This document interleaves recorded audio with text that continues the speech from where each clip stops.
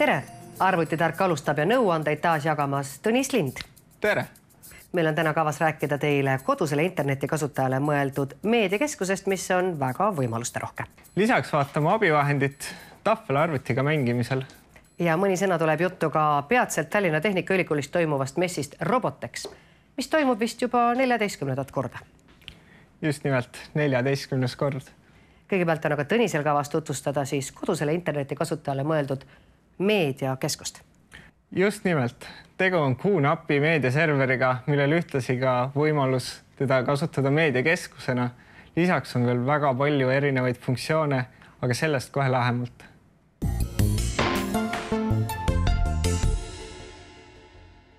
Võrgu kettaseadmetest oleme me juba varem rääkinud. Need siis üldise nimega NAS ja siin on nüüd meil laua peal QNAP-i uus võrguseade. Selle nimi on siis HS251. Selle mudeli eripäraks põhiliseks on see, et ta on täiesti vaikne, ilma igasuguse ventilatsioonita, passiivse jahutusega. Sobib õudselt hästi koju meediaserveriks.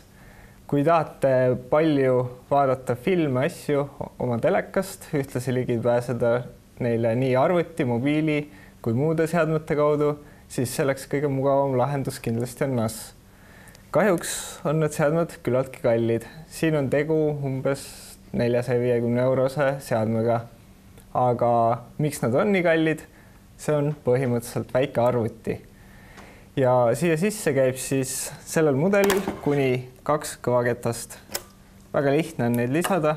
Lihtsalt tõmmata esipaneeli ära, mis kinnitab magnetiga ja käivad välja sahtlid, kuhu sisse saab siis ühendada kõvaketta. Meil on siin nüüd sees juba üks 1 terabaidine ketas ja see seade toetab ka kõige suurema mahulisi kettaid, nii et võite siia mahutada kuni näiteks 12 terabaiti või siis 2 ketast ja meil on siis hetkel 1 siin sees. Nagu näete, see kandik võimaldab ka väikseid sülearvuti kõvakettaid. Ja mis tal on ka võimaldatud, on see, et andmete turvaliseks säilitamiseks on võimalik siis ühendada 2 ketast RAID süsteemi lahendusse, mis siis tagab andmete turvalisuse. Nii lihtne ongi ta kokkupanek ja siis seadmel on teisel pool kokku 4 USB pesa, 2 võrgupesa, toiteadapteri ühendus ja HDMI pesa. Nii et selle seadme saab otse televiisori külge ühendada ilma igasuguste lisadeta ja tema juhtimiseks mina soovitan isiklikult tegelikult on olemas juhtmevaba klaviatuur, mille peal on ka siis touchpad, nii et see on kodukasutus kõige mugavam. Lisadena on kaasas õpetused, kuidas kasutada ja loomulikult siis toiteblokk koos toitejuhtmega tema töölepanekuks ja ka 2 võrgukaablit. Nii et paar lisavidinat, mida vaja tema tööle saamiseks. Seadme paigaldamine oli küllaltki lihtne. Ühendades toitejuhtme ja võrgukaabli on seade juba töövalmis. Algselt kuna te lisasite tühja kõvaketta, siis on vaja paigaldada ka mingisugune süsteem selle peale ja seda saab teha kas mobiili või arvuti abil. Ja juhendis on küllaltki lihtne õpetus, kuidas seda teha.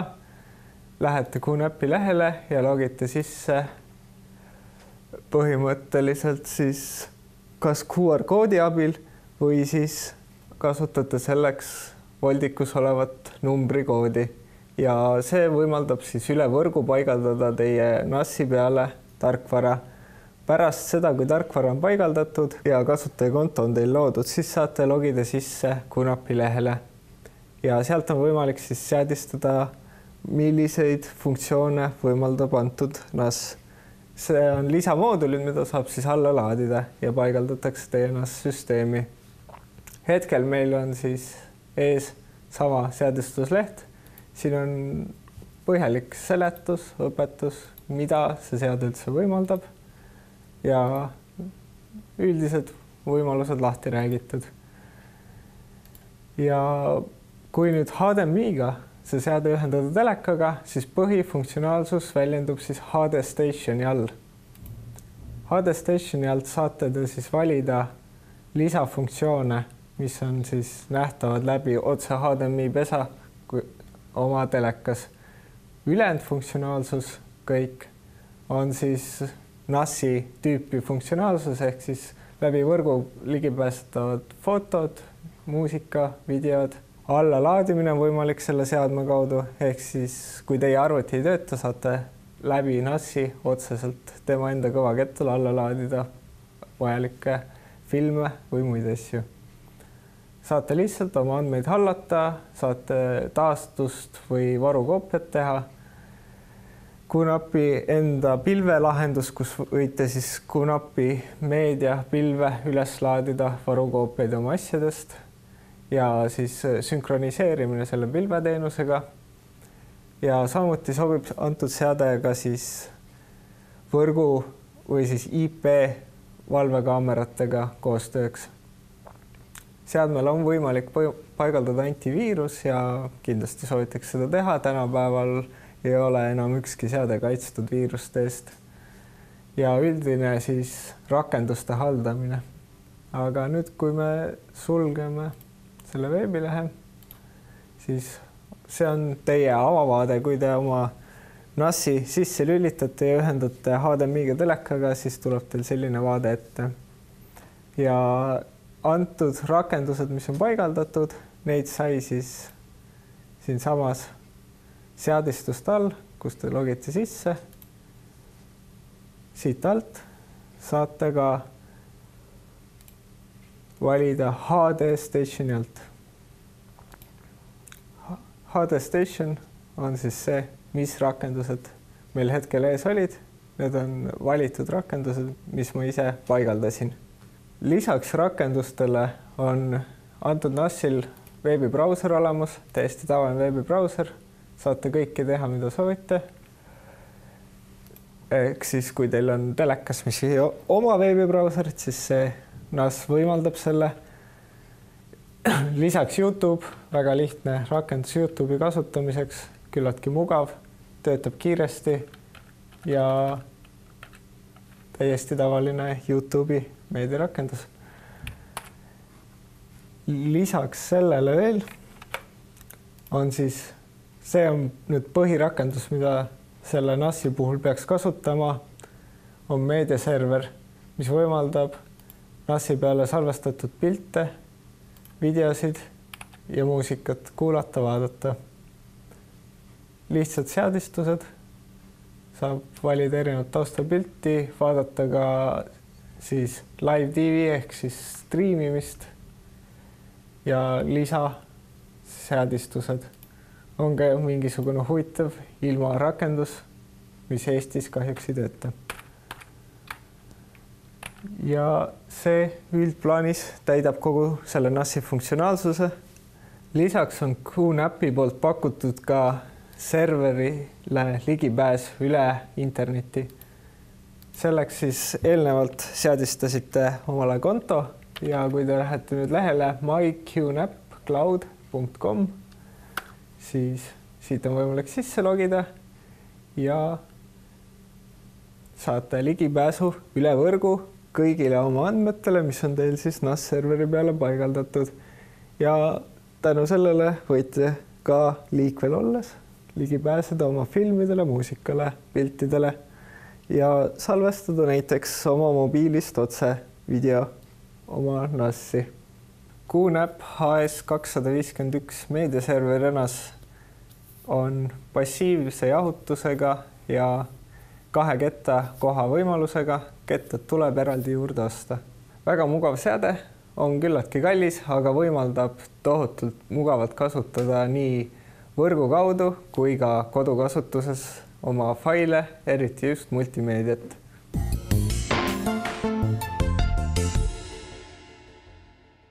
Nüüd aga suundume Tallinna Tehnikaülikooli või veel sinna ei suundu, aga räägime seal peatselt toimuma hakkavast messist Robotex, mis nagu öeldud, siis saate alguses toimub sel aastal juba 14. korda. Kahtlemata suurim omalaadne üritus Eestis. mina ei ole ikkagi aru saanud, et kas seal võistlevad siis omavahel robotid või robotite ehitajad. Mõlemaid on mitusada. Omavahel võistlevad seal nii robotid kui ka robotite ehitajad.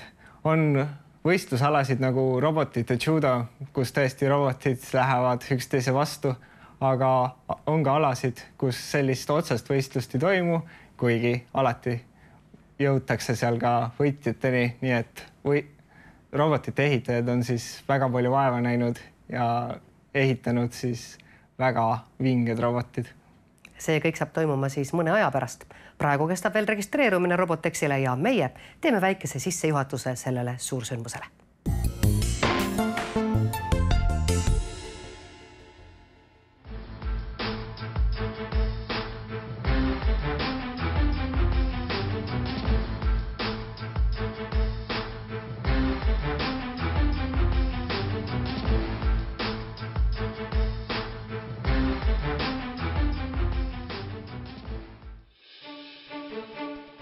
Robotid on kogunenud Tallinna Tehnikaülikoolis juba 13 aastat. Viimasel korral astusid areenile 196 robotit. Võimed pandi proovile 9 põhivõistlusel. Mootoritest võtsid viimast ning algoritme arendasid ligi 500 ehitajat. Põnevatele heitlustele olid tunnistajaks pea 12 000 pealtvaatajat. Sellel korral tulevad nad tagasi veelgi tugevamatena, võimsamatena ja kiirematena. Novembri lõpus on oodata põnevaid lahinguid, õpetlikke töötube, kaasaaravaid seminare, tänapäevast tipptehnikat ja palju muud põnevat. Robotid astuvad võitlusareenile 12 erineval alal. Jalgpallirobotid näitavad imelist tehnikat, jõu panevad maksma kindlameelsed sumorobotid, joonejärgijad kihutavad haardumise piiril. Rallirobotid kulutavad rehve ja väldivad takistusi ringraja. Labürindist otsivad pääseteed robothiired ning hädalistele tulevad tormisel merel appi päästerobotid. Uus ajastu on algamas. Robotexil kohtuvad innovatsioon, tehnoloogia ning kõrged sihid.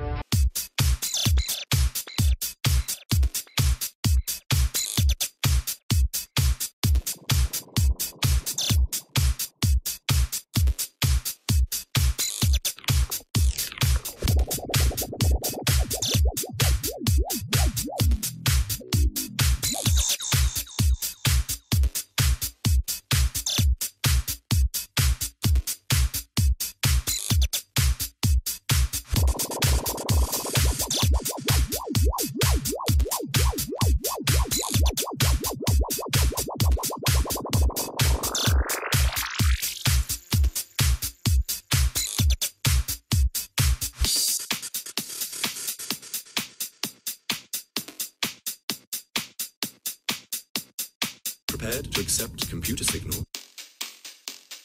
Signal accepted. Signal accepted.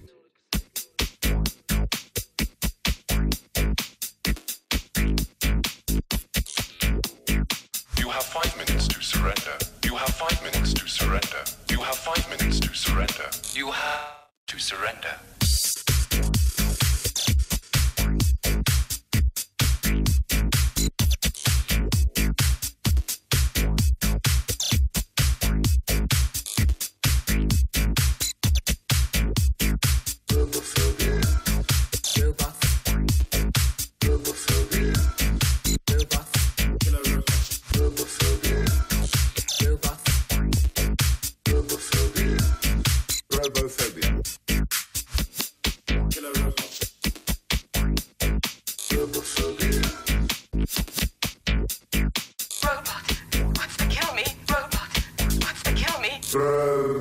Robophobia.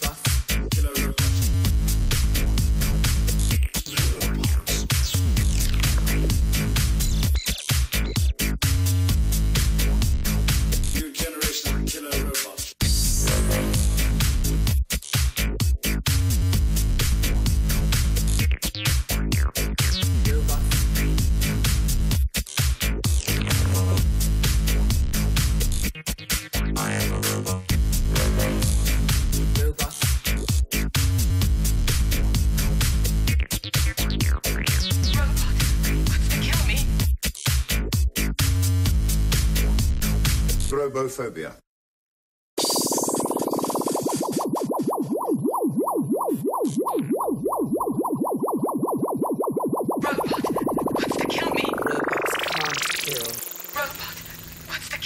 Robots kill.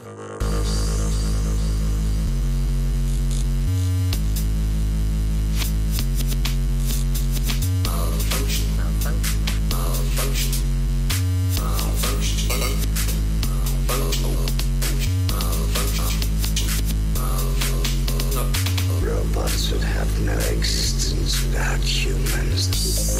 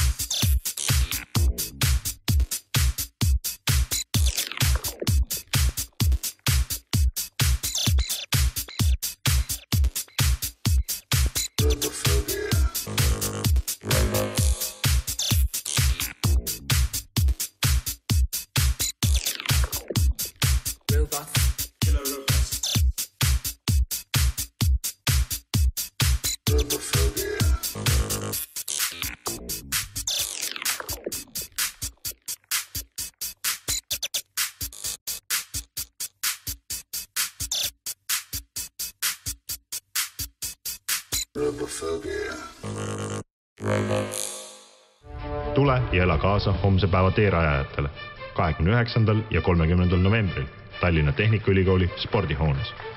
Robotex 2014, where brains and metal meet.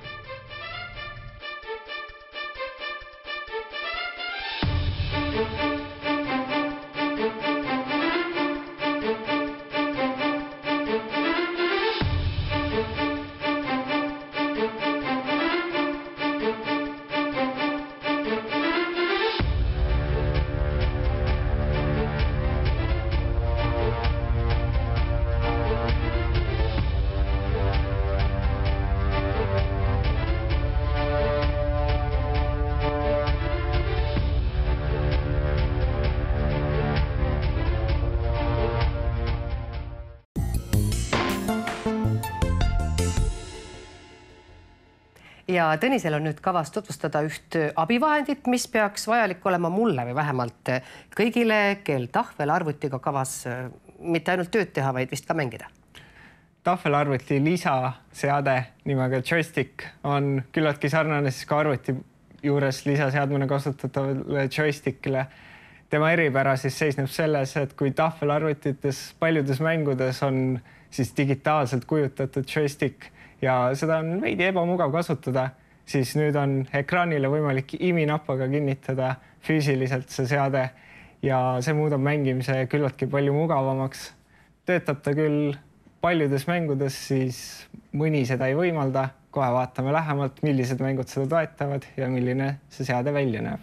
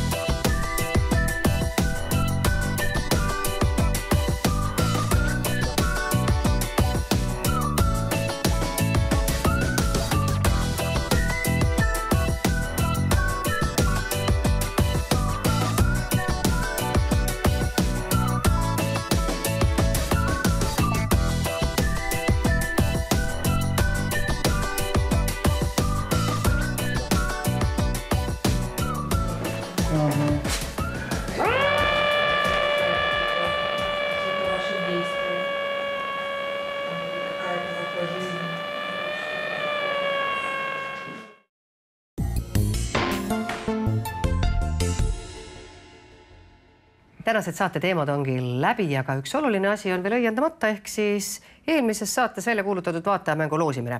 Tõnis on meil Fortuna ja loosib välja võitja nime. Vaatame ühe, mis põnevat tuleb ja siin on meie võitja nimi, Rain Köstner. Seega Rain Köstner, teie olete siis võitnud. Tõnis ütleb kohe mille. Meil on see auhind siin näha ka. Auhind on siin. See on Assassin's Creed Unity siis tegelaskuju ja selle tegelaskuju digitaalne versioon voucheri näol. Nii et saab mängida ja saab ka siis kodus nii-öelda füüsiliselt näha seda tegelast. Aga tänased saate teemad ongi läbi võetud ja järgmine vaatajamäng ootab meid ees tõenäoliselt järgmises saates. Ja järgmine kord ka järgmised teemad.